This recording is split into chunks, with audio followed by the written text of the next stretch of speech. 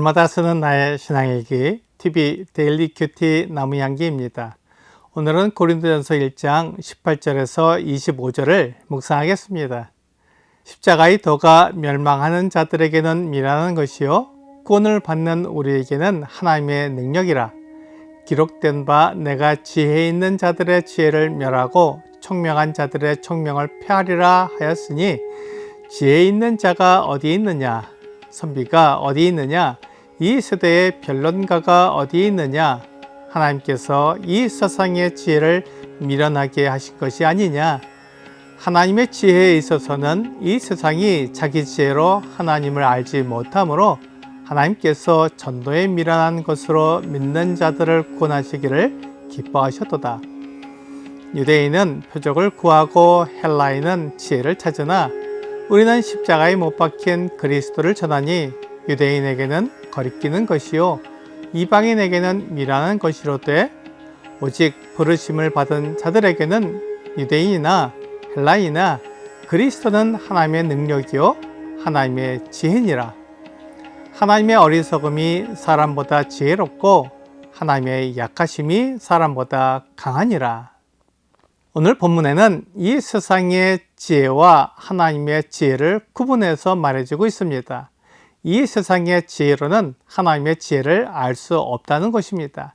그래서 사람들은 십자가의 도가 미련하고 어리석다고 생각합니다. 그것으로는 사람을 구원할 수 없다는 것입니다. 십자가에서 죽은 젊은 예수가 어떻게 온 세상의 사람들을 구원할 수 있느냐는 것입니다. 그것이 이 세상의 지혜입니다. 이 세상의 지혜는 높은 지위를 가진 사람이 많은 돈을 들여서 사람들을 구해주면 그것이 구원이 된다고 생각하는 것입니다.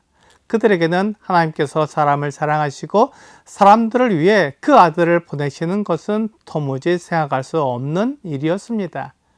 하나님이 아무리 사람을 사랑하신다고 하지만 그 아들을 이 세상에 보내셔서 사람들을 위한 제물로 삼는다는 것은 있을 수 없는 일이었습니다.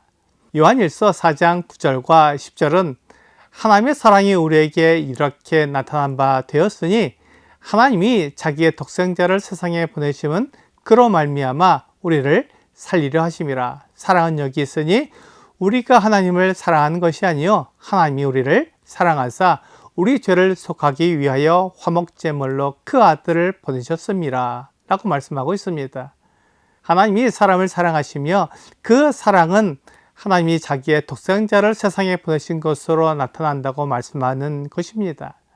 그리고 이 세상에 오신 하나님의 아들은 우리 죄를 속하기 위한 화목제물이 되신 것입니다. 이것을 이 세상의 지혜로 계산해 보면 매우 어리석은 일입니다. 하나님은 최고의 지위를 가지신 분입니다. 그런데 그 아들 독생자를 사람을 위한 화목제물로 보내셔서 십자가에서 달려 죽게 하시는 것은 어리석은 일이라는 것입니다. 이것이 이 세상의 지혜와 하나님의 지혜의 차이입니다. 사도 바울이 이 말을 하는 것은 고린도 교회 성도들이 이 세상의 지혜를 교회 가운데 가지고 들어와서 이 세상의 지혜대로 하나님의 지혜를 판단하고 있기 때문입니다. 이 세상의 지혜는 결코 하나님의 지혜를 이해할 수 없습니다. 그런데 놀라운 것은 하나님의 지혜가 이 세상의 지혜보다 더 뛰어나다는 것입니다. 왜냐하면 이 세상의 지혜는 사람들이 만들어낸 것이기 때문에 그것은 영원한 세계를 전혀 알지 못한 채로 다만 눈에 보이는 이 세상을 계산하는 것입니다. 그것은 영원하신 하나님을 알지 못합니다. 하나님께서 이 세상을 어떻게 운행해 나가시는지 알 수도 없습니다. 그래서 하나님의 지혜를 어리석다고 말하는 것입니다. 유대인은 표적을 구합니다. 그들은 눈에 보이는 분명한 증거를 원하는 것입니다. 하지만 눈에 보이는 증거도 그들이 받아들이지 않으면 아무 소용이 없습니다. 유대인들의 역사를 보면 그들은 눈에 보이는 증거도 받아들이지 않고 자기들의 생각에 좋은 것만 받아들였습니다. 마태복음 12장 38절에서 40절까지는 그때 서기관과 바리새인 중 몇 사람이 말하되 선생님이여 우리에게 표적 보여주시기를 원하나이다. 예수께서 대답하여 이르시되 악하고 음란한 세대가 표적을 구하나 선지자 요나의 표적밖에는 보일 표적이 없느니라. 요나가 밤낮 사흘 동안 큰 물고기 뱃속에 있었던 것 같이 인자도 밤낮 사흘 동안 땅속에 있으리라 라고 말씀하고 있습니다. 유대인들이 예수님께 표적을 보여달라고 구한 것입니다. 하지만 그들은 예수님을 통해 많은 표적을 보았지만 그것을 받아들이지 않고 자기들이 원하는, 자기들이 인정할 수 있는 표적을 보여달라고 구했습니다. 그러자 예수님은 그들이 원하고 그들이 인정할 수 있는 표적이 아니라 예수님이 보여줄 수 있는 표적을 보여주겠다고 말씀하셨습니다. 그 표적은 다름 아닌 요나의 표적이었습니다. 예수님은 요나처럼 밤낮 사흘 동안 땅속에 있을 것이라고 말씀하시며 이것이 유대인들에게 보여주시는 표적이라고 말씀하셨습니다.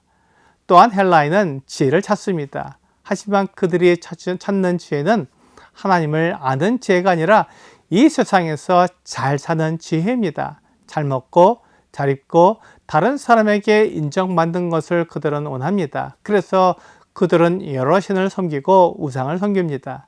그렇게 해야 이 세상에서 불행한 일을 당하지 않고 건강하며 그들의 수명이 다할 때까지 편안하게 살 수 있다고 생각하기 때문입니다.